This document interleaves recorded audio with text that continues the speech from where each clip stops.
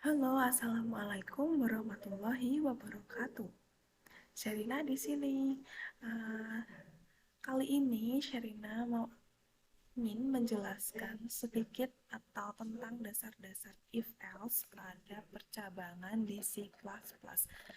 Kondisi percabangan ini bisa disebut juga dengan analisis kasus.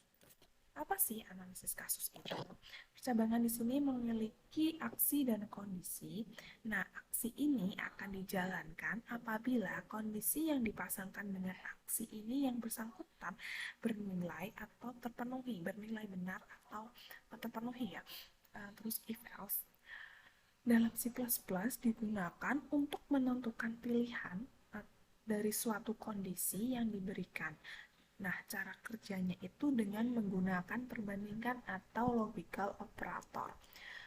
Statement paling sederhana pada if atau if else yaitu struktur if paling sederhana sama seperti if satu kasus. Strukturnya seperti ini. If jika kondisi bernilai benar, maka aksi akan dijalankan. Apabila kondisi bernilai benar atau true, maka aksi akan dijalankan. Tetapi jika kondisi bernilai salah atau false, maka tidak akan terjadi apa-apa. Maka programnya akan keluar, nah selesai gitu. Nah, bagaimana dengan if dua kasus? Nah, if dua kasus, if kondisi jika if kondisi bernilai benar, maka aksi satu akan dijalankan. Jika bukan, else, bukan kondisi, maka aksi yang kedua akan dijalankan. Nah, contoh analisis dua kasus ini biasanya kita temui pada program menentukan bilangan yang kita input atau bilangan tersebut bernilai ganjil atau genap. Contohnya seperti ini. Uh, di sini saya sudah memiliki contohnya. Jadi, program deteksi bilangan ganjil atau genap. Biasa di sini ada judul,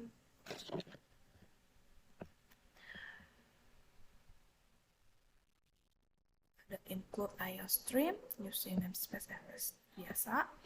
Terus kita mendeskripsikan variabel bilangan yang akan kita input dengan A. Kita menginisialisasi bilangannya dengan A. Nah, ini sebagai catatan, apabila bilangan itu dibagi dua hasilnya sama dengan 0, maka bilangan tersebut bisa dikatakan sebagai bilangan genap. Tapi jika bilangan yang dibagi dua tidak habis sama dengan 0, maka bilangan tersebut ganjil. Itu bisa jadi dua kasus. If bilangan A yang kita input dibagi dua sama dengan 0, maka bilangan tersebut adalah bilangan genap. Jika bukan, jadi selain itu, bilangan tersebut adalah ganjil. Nah, hasil programnya itu seperti apa? Seperti ini. Jika kita memasukkan sebuah bilangan, terserah bilangan apapun itu, nanti kita jalankan, kita run, program akan bisa mendeteksi bilangan tersebut ganjil atau genap. Contohnya seperti ini. Nah, contoh lain dari kondisi percabangan yang lebih dari dua kasus itu misalnya mengkonversi sebuah nilai. Misalkan dari nilai huruf misalkan dari nilai angka, nanti kita akan mengkonversi atau merubahnya menjadi nilai huruf. Contoh penerapannya seperti ini. Di sini kita biasa ada input IOStream terlebih dahulu, terus using namespace std standar ya. Terus kita menginisialisasi atau memberikan variabel untuk nilai dengan integer bertipe integer dengan nilai skor di sini ya. Skor. Nah, skor ini sebuah variabel nilai yang bertipe integer, string, huruf. Kita bisa membuat variabel ini sebagai karakter atau string, terserah senyaman kita. Nah, ini untuk menyimpan nilai huruf tadi, nanti akan dikonversi. Hasil yang akan dikonversi nanti kita simpan di dalam huruf. Nah, seperti ini. Saya punya contoh nya langsung dispas seperti ini. Jadi biasa judulnya adalah belajar, kita urut-urutannya ada judul, kamu sama deskripsi. Di sini kita belajar C++ if else. Sintaksnya seperti ini. Jadi kita punya variabel skor itu untuk menampung nilai yang akan kita konversikan sebagai nilai huruf menjadi nilai huruf, dan juga string huruf. Di sini kita bisa membuat string atau karakter yang nantinya dari nilai huruf itu akan kita konversi, dari nilai angka akan kita konversi ke nilai huruf. Nah, seperti ini contoh program konversi nilai angka ke nilai huruf. Masukkan nilainya, kita input in skor, kasih variabel skor di sini. Nah, kita juga harus menyiapkan range nilai yang akan konversi menjadi nilai huruf. Di sini ada skor lebih dari sama dengan 85 dan skor kurang dari sama dengan 100, maka nanti akan dirubah menjadi huruf A. Begitu dan seterusnya sampai skor lebih dari sama dengan 50 dan skor kurang dari 60, berarti nanti akan diganti huruf D. Selain ini semua, maka nanti yang keluar adalah huruf E. Nah, ini adalah contoh kondisi percabangan yang kondisi atau kasusnya lebih dari 2, banyak ini. If else, sama else. Nah, kita coba run programnya ya.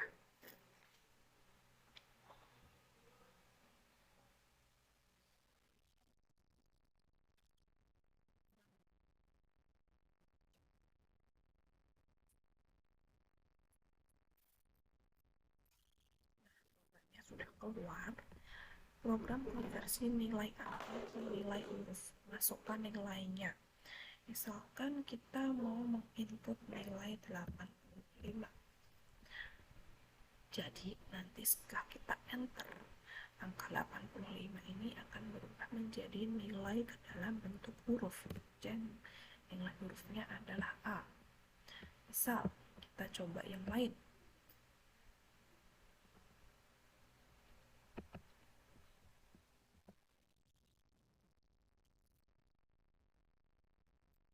Misal kita mau 55.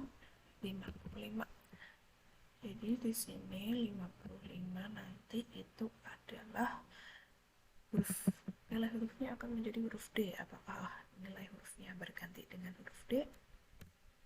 Ya, karena tadi kita sudah settingnya seperti ini. Jadi kalau benar, ini programnya akan keluar sesuai dengan code yang sudah kita rancang. Contoh lain dari percabangan atau kondisi percabangan if else lain, yaitu dengan gini. Misal kita kuliah itu kan punya NIM, nomor NIM ya, nomor induk mahasiswa. Nah, di sini karena saya punya NIM itu 3 huruf depannya itu seperti kode. Nah, kode ini bisa untuk menentukan kode 3 huruf pertama dari kode yang kita input itu berada di jurusan mana sih? Kita berada di program studi apa sih? Nah, contohnya di sini.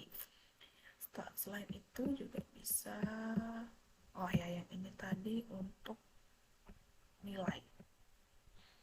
Ini program ini lebih kompleks karena di sini kita punya if else if untuk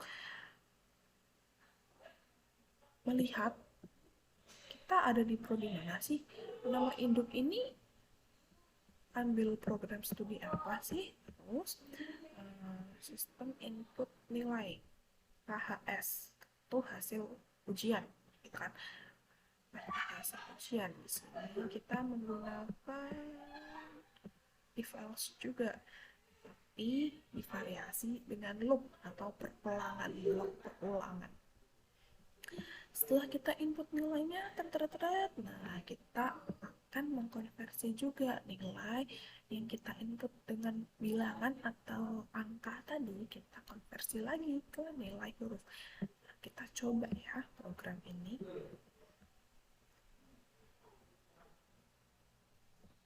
Seperti lama di sini. Nah, semisal saya punya NIM itu kode awalnya A11 2022 sekian sekian sekian ya kan, terus kita aja Sherina. Nah, jadi nanti untuk bagian prodi ini akan otomatis terisi. Di sini kodenya di sini. Nah, si out prodi ini sesuai prodi yang kita tulis di sini. Jika A11 berarti keluarnya adalah S1 A11 A1 teknik informatika. Oke, sekarang kita masuk ke sini. Nah, untuk jumlah matkul, nah ini untuk program input nilai angkanya dan juga nilai apa saja. Semisal kita ingin memasukkan 2 matkul ya, kedua matkul pertama, semisal sembarang, jumlah SKS-nya sembarang. Nah, statusnya ini teori praktek atau teori praktek, nanti akan formnya atau bloknya ini keluar sesuai dengan yang kita setting.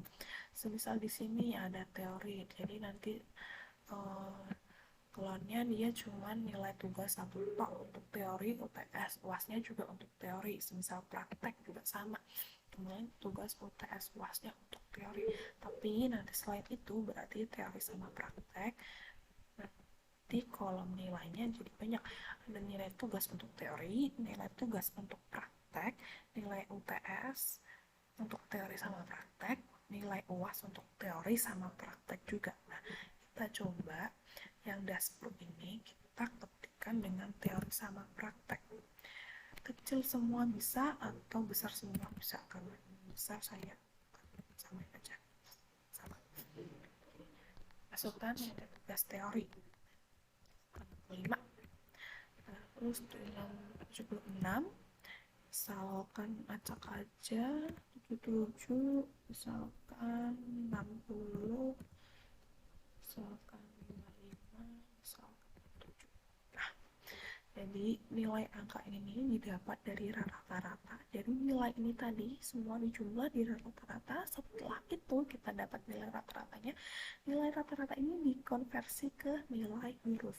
Jadi yang keluar hurufnya adalah BC, sama seperti di sini. Lebih dari 65 sama sampai dengan kurang dari 70, maka nilainya adalah BC. Karena kita tadi masukkan jumlah matkul 2, berarti kita mengisi mata kuliah sampai 2.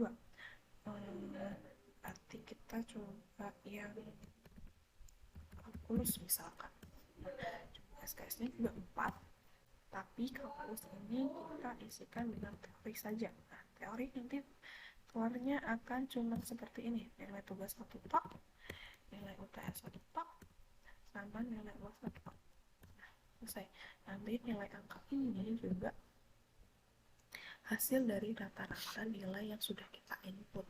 Nah, setelah itu nilai hurufnya akan dikonversi sesuai dengan perkondisi percabangan yang sudah kita rancang sedemikian rupa. Jadi di sini sudah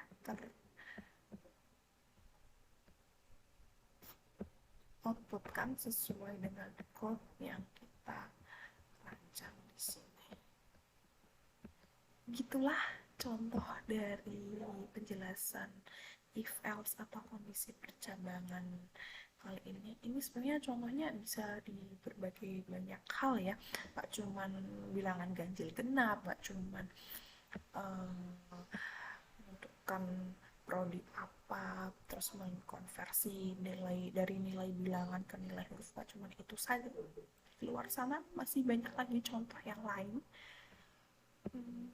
Tapi saya kali ini menjelaskan yang dasarnya saja, contoh-contoh yang simple, contoh-contoh sederhana biar mudah untuk dipahami. Begitu. Saya kira penjelasan saya cukup sampai saat ini saja. Semoga nanti kedepannya saya punya contoh lain lagi, nanti pasti akan dijelaskan. Oke, sekian dari saya. Wassalamualaikum warahmatullahi wabarakatuh. Saya Rina pamit. Bye-bye.